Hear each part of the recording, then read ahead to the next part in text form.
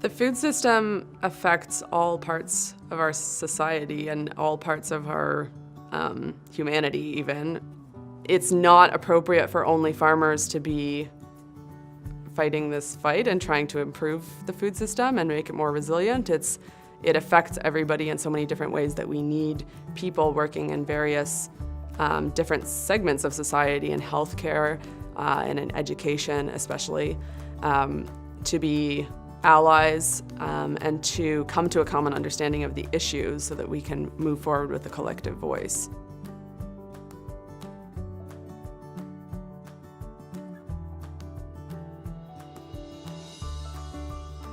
Our Local Food Advocates project really focuses on people not involved in agriculture, but being able to promote local food to people that would consider it to be important.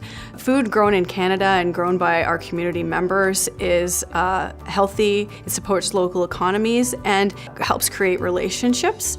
So the Local Food Advocates project, those are the people that can help influence the average person's buying habits or ability to relate to agricultural producers, and just creates those links. Oh, I think what non-farmers can do to support sustainable family farms is to be advocates within the local community for food issues and support organizations that support farmers, farms, and a more just food system. I think educating is key, especially when we start educating our own families and our own children and having those discussions around food. Local food advocates, non-farmer local food advocates, are really important to us. I think the main thing is that most new farmers are trying to market into local communities, and we need assistance from those local communities to be successful. And so any opportunities for developing farmers markets or promoting institutional procurement or bringing education into schools is super important. I think the education piece is the most important to me. And it was identified by young farmers in the NFU as being one of the most important initiatives that needs to be developed, because education and inspiration to get into the industry needs to start young. School gardens and education about agriculture and food in the classroom is crucial. So to me, I think the Local Food Advocates network is very important because farmers need support from people who are not farming, politically, socially, and economically. And so I think that the project is important because it's also targeting specific groups of people that are interested in these issues. And so it could be health professionals, educators, people in spiritual communities, and I think that that's a great approach and a great way to go about it. I would like to see a lot of changes in our educational system when it comes to local food and learning about our food system in terms of the social and environmental consequences of the system as it exists today.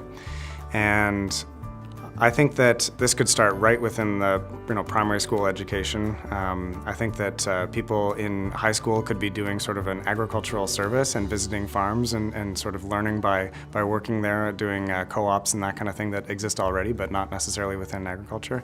And I think that it would be great, especially for people from, students from Toronto, to be getting out there and immersing themselves in agriculture.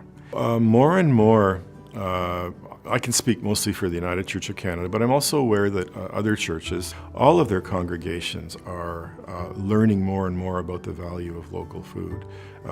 Many of these congregations are in urban centers are developing community food gardens on their property. So local food is becoming much more of a watchword within the Canadian church community all the time, and that started probably 10 years ago maybe. I think the churches have a huge stake in local food in this case, but in some of the values that underlie it, which are espoused, of course, by the NFU.